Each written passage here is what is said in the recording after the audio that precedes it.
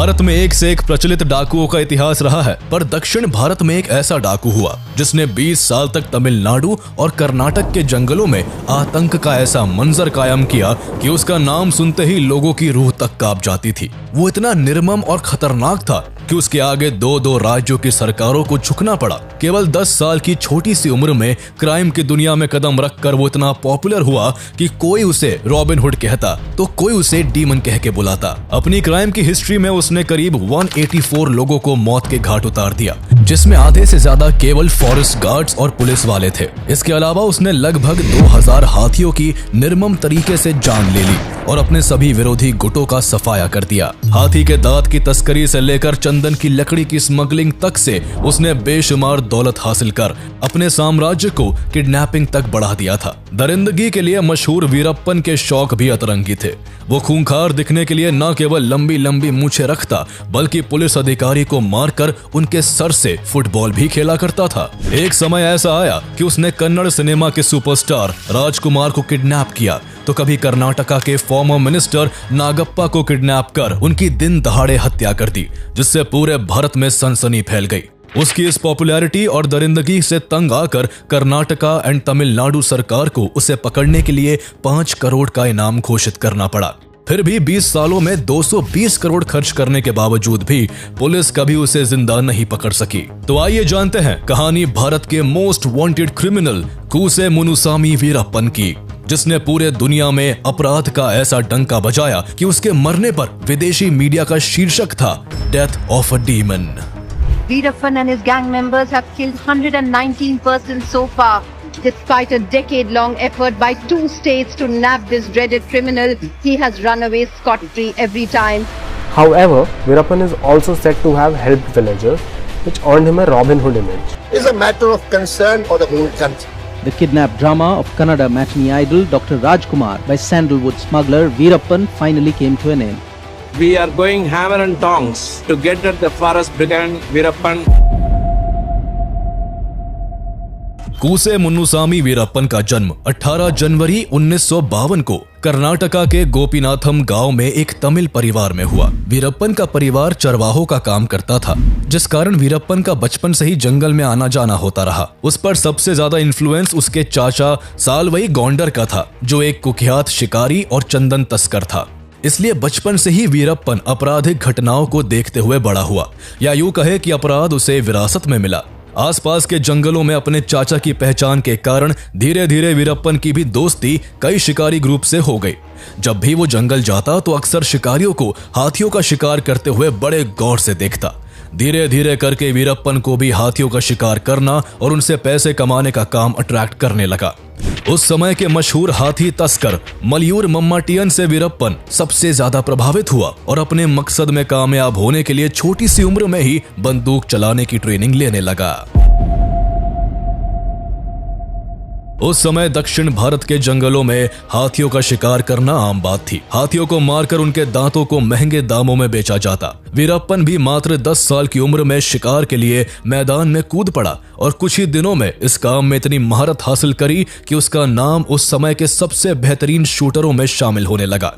कई हाथियों की जान लेने के बाद वो 17 साल की उम्र में इंसानों का कत्ल भी करने लगा, जिसकी शुरुआत उसने जंगल के भीतर एक फॉरेस्ट गार्ड की हत्या करके की। शुरुआत में वो केवल अपने चाचा सालवई गौंडर के लिए काम करता था, लेकिन अपराध की दुनिया में बड़ा नाम कमाने के चक्कर में वो अपने चाचा से भी अलग हो गया और मात्र 18 साल की उम्र में एक शिकारियों के ग्रुप में शामिल होकर उसने धीरे धीरे अपना रुतबा बढ़ाना शुरू कर दिया। कुछ ही दिनों के अंदर उसने इस ग्रुप पर इस कदर पकड़ बना ली कि हर काम में वो अपने ग्रुप के हेड के बजाय खुद ही डील करने लगा। तस्करी के इस काम में बेशुमार पैसा था, इसलिए तेजी से वो फॉरेस्ट डिपार्टमेंट्स की नजरों में भी आने लगा था। धीरे धीरे करके वीरप्पन पहले से जंगल में पैठ बनाए पुराने तस्करों से भी आगे निकलता जा रहा था, इसलिए उन लोगों ने जल्द से जल्द वीरप्पन को अपने रास्ते से हटाने का फैसला कर लिया। अब जब भी वीरप्पन कोई डील करता उसकी खबर पुलिस को लग जाती और उसे डील को बीच में ही छोड़कर जंगल भागना पड़ता था। पुलिस को ये सारी इन्फॉर्मेशन उसके कॉम्पिटिटर्स दे रहे थे, जिस वजह से उसकी दौलत और शोहरत तेजी से गिरने लगी। वीरप्पन को अपनी गिरती शोहरत जरा भी रास नहीं आ रही थी, इसलिए जो भी उसकी डील की मुखबिरी पुलिस को करता था उसने उन सभी को चुन चुन कर मारना शुरू कर दिया। इसके बाद उसने अपने बीच आने वाले फॉरेस्ट गार्ड्स को भी मारना स्टार्ट कर दिया। जिससे उसका आतंक जंगल के बजाय अब आसपास के गांव में भी फैलने लगा था।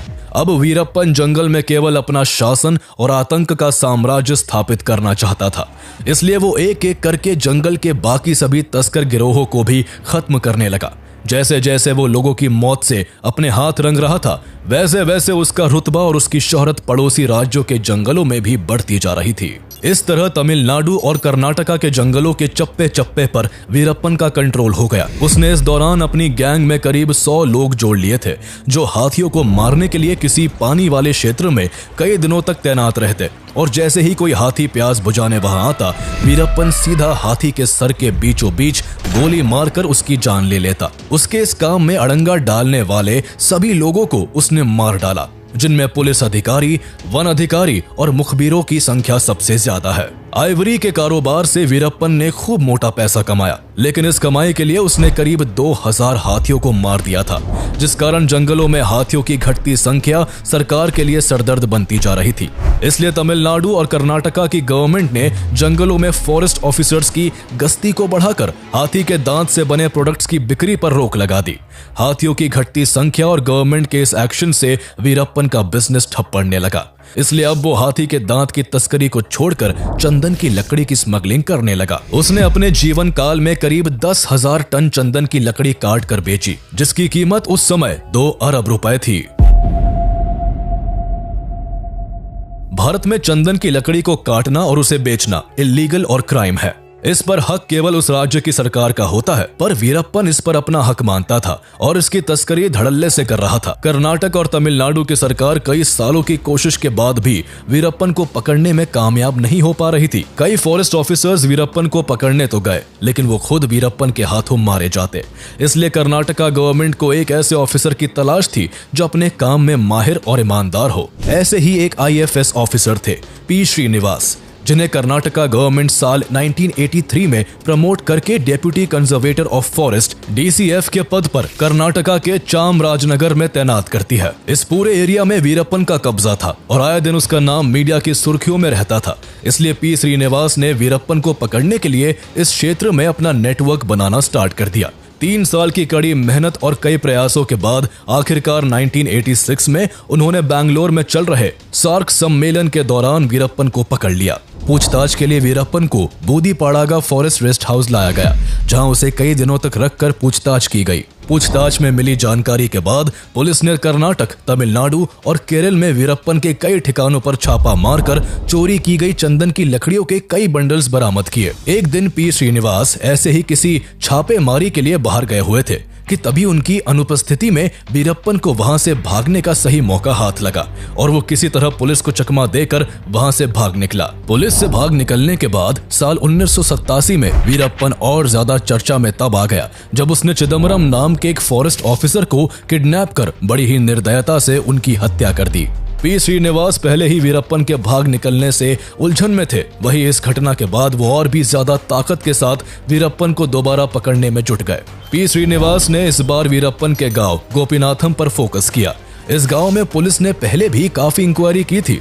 वीरप्पन की खबर निकलवाने के लिए पुलिस लोकल लोगों को काफी परेशान करती थी। किसी पर जरा सा भी शक होने पर उसे पकड़कर हफ्तों तक जेल में रखा जाता और टॉर्चर किया जाता था। गोपीनाथम के अलावा हर उस गांव का वही हाल था जहां वीरप्पन का जरा सा भी आना जाना था। ऐसे जाने कितने लोग थे जिन पर पुलिस की पूछताछ के दौरान कई अत्याचार हुए, उन्हें पीटा गया, इलेक्ट्रिक शॉक दिए गए। इस क्रम में कई लोगों की जान तक चली गई, लेकिन P. श्रीनिवास ने पुलिस का ऐसा कोई भी तरीका इस्तेमाल नहीं किया, बल्कि उन्होंने इसका बिल्कुल ऑपोजिट किया। उन्होंने वहां लोगों को परेशान करने और उन पर जोर जबरदस्ती करने के बजाय उनकी मदद करके उनके दिलों में जगह बनाई। P. श्रीनिवास ने गांव के लोगों के लिए सड़कें, गॉडेस मरियम्मन का मंदिर, पीने के पानी की सुविधा के अलावा गरीबों के लिए 40 घर भी बनवाए।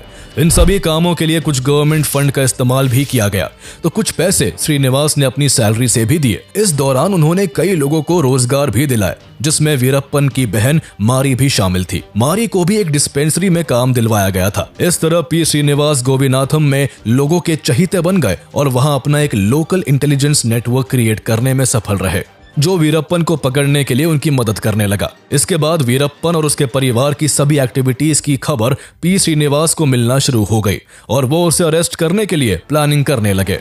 लेकिन एक दिन वीरप्पन के लोगों ने उन इन्फॉर्मर्स को पुलिस की जीप में घूमते हुए देख लिया। ये जानकारी जब वीरप्पन को मिली तो उसने उन सभी इन्फॉर्मर्स को बेरहमी से मार डाला और उनके सर को काटकर पूरे गांव में घुमाया। ये सब देखकर पब्लिक के अंदर वीरप्पन का डर बुरी तरह बैठ गया, जिसके बाद से पी श्रीनिवास को वीरप्पन से रिलेटेड कोई भी इंफॉर्मेशन मिलना बंद हो गई। अपना आतंक कायम रखते हुए वीरप्पन ने 1990 में मुथु लक्ष्मी से शादी कर ली।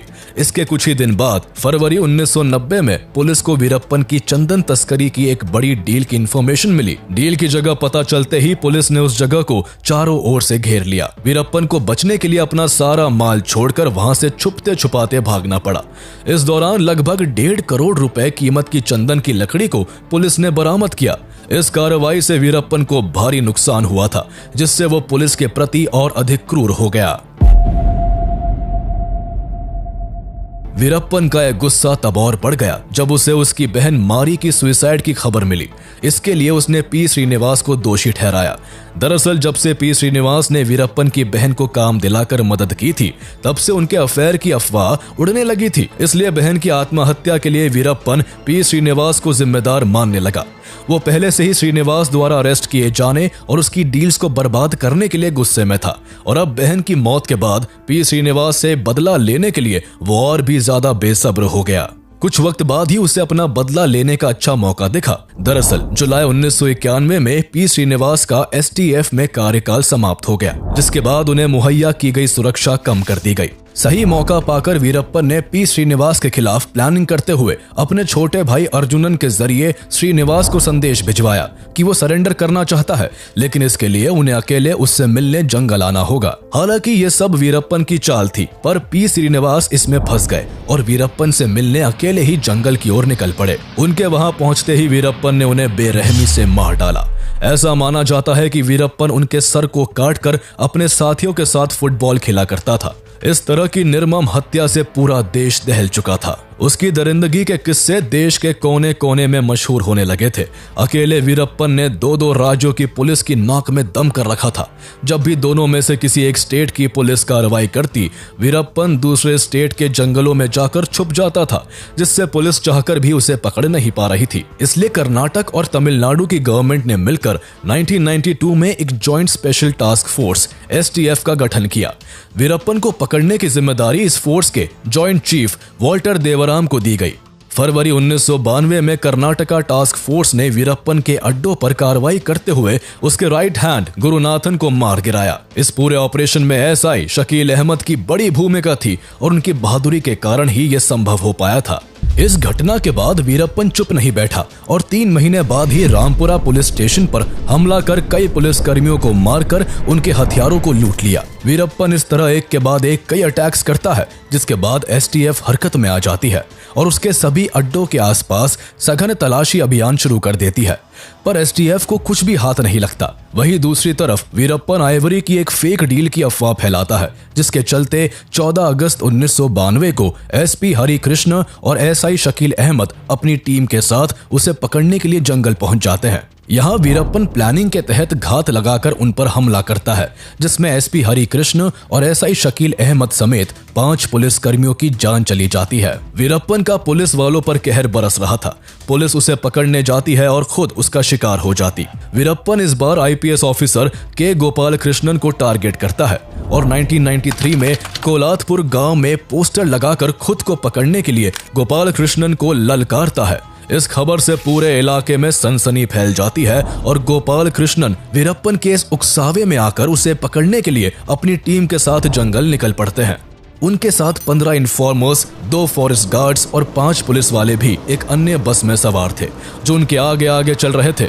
वीरप्पन भी उनकी हर गतिविधि पर नजर गड़ाए बैठा था और उसने पहले से ही रास्ते में लैंड माइन्स को बिछवा दिया था।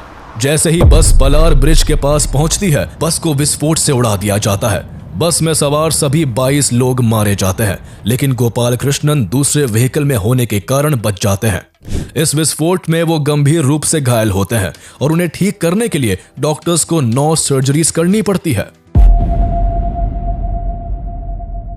इस घटना के बाद पुलिस प्रशासन की साख पर गंभीर प्रश्न चिन्ह लग चुका था। इसलिए STF ने अपनी ऑपरेशन को और तेज कर दिया और वीरप्पन के गांव में सघन तलाशी शुरू कर दी। इस दौरान मई 1993 में पुलिस उसके परिवार वालों से पूछताछ करती है और उसकी पत्नी मुथु लक्ष्मी को अपने पति का सहयोग करने के जुर्म में गिरफ्तार कर लेती है।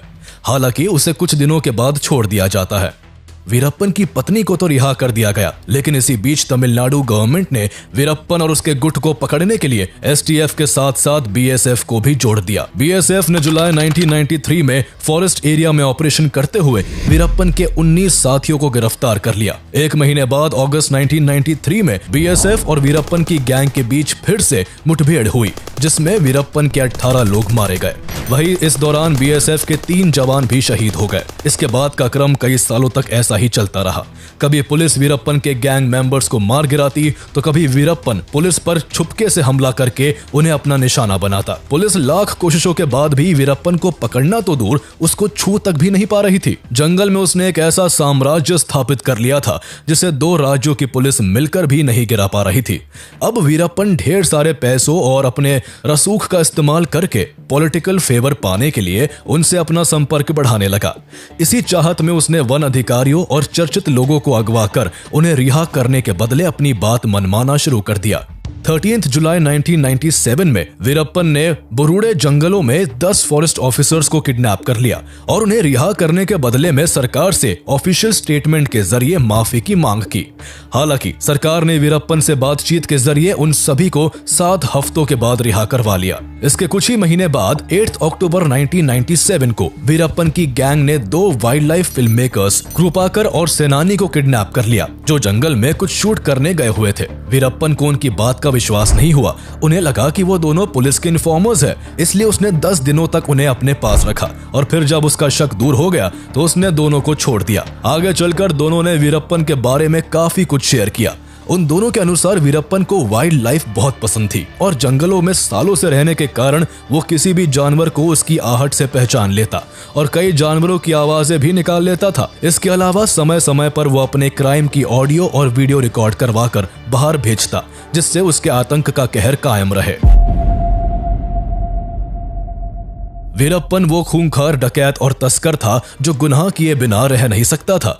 उसे मानो कोई ना कोई अपराध करने का चाव लगा हुआ था। वो अपने क्राइम्स के जरिए सुर्खियों में बना रहना चाहता था। इसलिए साल 2000 में वीरप्पन ने दक्षिण भारत के मशहूर फिल्म अभिनेता राजकुमार को उनके ही घर से किडनैप करके पूरे भारत में सनसनी मचा दी। इस किडनैपिंग ने जहां लोगों को हैरान कर दिया, तो वहीं कर्नाटका गवर्नमेंट पर प्रेशर बढ़ गया था और गवर्नमेंट को वीरप्पन की कई मांगों को मानने पर मजबूर होना पड़ा। राजकुमार को छुड़ाने के लिए हुए नेगोशिएशन में तमिल मैगजीन नक्खीरन के एडिटर आर गोपाल ने बड़ी भूमिका निभाई थी। उन्होंने वीरप्पन के साथ कई दौर की बातचीत की, जिसमें उसने अपनी कई डिमांड्स को सामने रखा। वीरप्पन ने तमिलनाडु और कर्नाटक में चल रहे कावेरी वाटर डिस्प्यूट पर तमिलनाडु के लिए जस्टिस की मांग की। साथ ही उसने तमिल को कर्नाटक की सेकंड लैंग्वेज बनाने की बात भी रखी। इसके अलावा उसने अपने कई साथियों को तमिलनाडु और कर्नाटका की जेलों से रिलीज करने और 1000 करोड़ की फिरौती देने का भी दबाव बनाया। वीरप्पन की 10 से ज्यादा डिमांड्स में कुछ डिमांड ऐसी भी थी जिन्हें आज तक पब्लिक नहीं किया गया। उस समय यह मामला इतना हाई प्रोफाइल और चर्चित था कि कर्नाटका के चीफ मिनिस्टर एस.एम. कृष्णा को तमिलनाडु का दौरा करना पड़ा और वीरप्पन की मांगों को लेकर वहां के चीफ मिनिस्टर एम. करुणानिधि से बातचीत करनी पड़ी।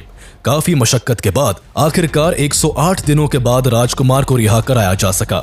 बाद में उस समय कर्नाटक के डीजीपी रहे सी दिनाकर ने अपनी किताब वीरप्पन्स प्राइस कैच राजकुमार में दावा किया कि राजकुमार को रिलीज करवाने के लिए कर्नाटक सरकार को 20 करोड़ रुपए वीरप्पन को देने पड़े थे। हालांकि राजकुमार के परिवार ने इसे मानने से इनकार कर दिया। इसके पीछे सच्चाई चाहे जो भी हो, लेकिन वीरप्पन का मशहूर लोगों को किडनैप करना अभी थमा नहीं था। राजकुमार की घटना के करीब 2 साल बाद 25 अगस्त 2002 को वीरप्पन ने कर्नाटका के फॉर्मर मिनिस्टर एच नागप्पा को उनके गांव कामगेरे से किडनैप कर लिया। नागप्पा 1996 से 1999 तक कर्नाटका के एग्रीकल्चर मार्केटिंग मिनिस्टर रह चुके थे। उन्हें अगवा करके एक बार फिर वीरप्पन ने पुलिस की रातों की नींद उड़ा दी। नागप्पा को रिलीज करवाने के लिए कर्नाटक और तमिलनाडु की जॉइंट स्पेशल टास्क फोर्स को केरल पुलिस के साथ काम करना पड़ा। इस बार सरकार ने नेगोशिएशन ना करके नागप्पा को छुड़ाने के लिए पुलिस या कार्रवाई करने का निर्णय लिया, लेकिन पुलिस की प्लानिंग बुरी तरह से फेल रही। ना तो नागप्पा को छुड़ाया जा सका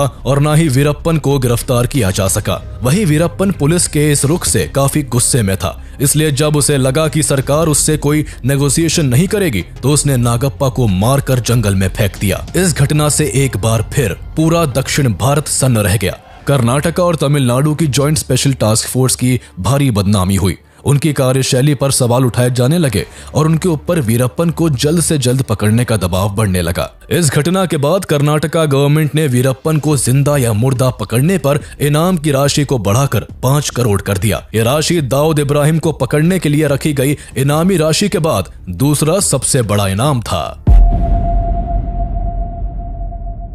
पहले हाथियों का शिकार, फिर चंदन की तस्करी और फिर बड़े बड़े लोगों को किडनैप कर वीरप्पन मशहूर तो हो गया था, लेकिन अब लोग भी उससे तंग आ चुके थे और उससे छुटकारा पाना चाहते थे। कर्नाटक और तमिलनाडु सरकार के लिए वीरप्पन पहले से ही पांव का कांटा बना हुआ था, जिसका जल्द से जल्द सफाया करना जरूरी था। इसलिए साल 2003 से 2004 के बीच तमिलनाडु की चीफ मिनिस्टर जयललिता ने आईपीएस के विजय कुमार को एसटीएफ को लीड करने की जिम्मेदारी सौंपी। विजय कुमार एक बहुत ही एक्सपीरियंस पुलिस ऑफिसर थे और उन्हें कर्नाटक, तमिलनाडु और केरल के जंगलों के बारे में भी काफी नॉलेज थी। उनके साथ आईपीएस एनके सेंथामराई कन्नन को एसटीएफ सेकंड इन कमांड की जिम्मेदारी सौंपी गई। जयललिता की तरफ से वीरप्पन को जिंदा या मुर्दा पकड़ने के लिए एसटीएफ को खुली छूट दी जाती है, जिसके बाद विजय कुमार वीरप्पन से जुड़ी हर छोटी बड़ी इंफॉर्मेशन जुटाने में लग गए। इन सब में एसटीएफ को करीब 10 महीने का वक्त लग जाता है, जो इस बार कोई भी गलती नहीं करना चाहते थे। इसलिए उन्होंने सबसे पहले वीरप्पन की मौजूद सभी वीडियोस को बड़ी बारीकी से देखना शुरू कर दिया और आखिरकार उनको सफलता हाथ लगती है। दरअसल विजय कुमार वीरप्पन की सभी वीडियोस को देखकर कड़ियों को जोड़ने का प्रयास कर रहे थे। तभी अचानक से एक वीडियो को देखकर विजय कुमार चौंक जाते हैं और उनकी आंखें चमक उठती है। उन्होंने देखा कि वीरप्पन उस वीडियो में एक किताब पढ़ने का प्रयास कर रहा था, पर आंखों की कम रोशनी के कारण उसे पढ़ने में काफी दिक्कत हो रही थी। विजय कुमार ने अपने इन्फॉर्मर से इस खबर को वेरीफाई करवाया तो पता चला कि वीरप्पन को मोतियाबिंद की बीमारी है और जल्द ही वो इसका ट्रीटमेंट करवाना चाहता है। सालों से चली आ रही पुलिस के साथ मुठभेड़ में वीरप्पन के काफी लोग भी मारे जा चुके थे। वहीं पिछले 10 महीनों से विजय कुमार द्वारा चलाए जा रहे विशेष अभियान ने उसके धंधे और ग्रुप को पूरी तरह से तोड़कर रख दिया था। इसलिए अब सही मौका देखकर वीरप्पन किसी दूसरी लोकेशन पर शिफ्ट करने की फिराक में था। सेंथामराई कन्नन और विजय कुमार जानते थे कि इस बार वीरप्पन को पकड़ने के लिए उन्हें उसकी गैंग के ही कुछ लोगों को अपने साथ जोड़ना होगा। कन्नन इस काम में जुट गए और बहुत कोशिश के बाद वो वीरप्पन के 2 गैंग मेंबर्स को पुलिस का इन्फॉर्मर बनाने में सफल रहे। इनमें से एक इन्फॉर्मर जंगल में वीरप्पन के साथ रहकर काम करता था, तो वही दूसरा वीरप्पन का बाहर का बिजनेस संभालता था। एसटीएफ के साथ आते ही उन्होंने वीरप्पन की हर खबर कन्नन को देना शुरू कर दिया। फर्स्ट इन्फॉर्मर जंगल से वीरप्पन से जुड़ी जानकारी लाता और सेकंड इन्फॉर्मर से साझा करता। दूसरा इन्फॉर्मर यही इन्फॉर्मेशन कन्नन को फॉरवर्ड कर देता। इस तरह एसटीएफ को वीरप्पन की हर जानकारी मिलने लगी थी। जंगल में रह रहे फर्स्ट इन्फॉर्मर को इस बार कन्नन ने वीरप्पन के बाहर निकलने वाले दिन से जुड़ी हर इन्फॉर्मेशन जुटाने का काम दिया। इसमें उसे 1 हफ्ते का वक्त लग गया। सारी जानकारी जुटाने के बाद सेकंड इन्फॉर्मर कन्नन को इन्फॉर्मेशन शेयर करने के लिए एक चाय की दुकान पर बुलाता है। मीटिंग 16 अक्टूबर 2004 को फिक्स की जाती है, जिसमें दोनों इन्फॉर्मर को कन्नन से मिलना था।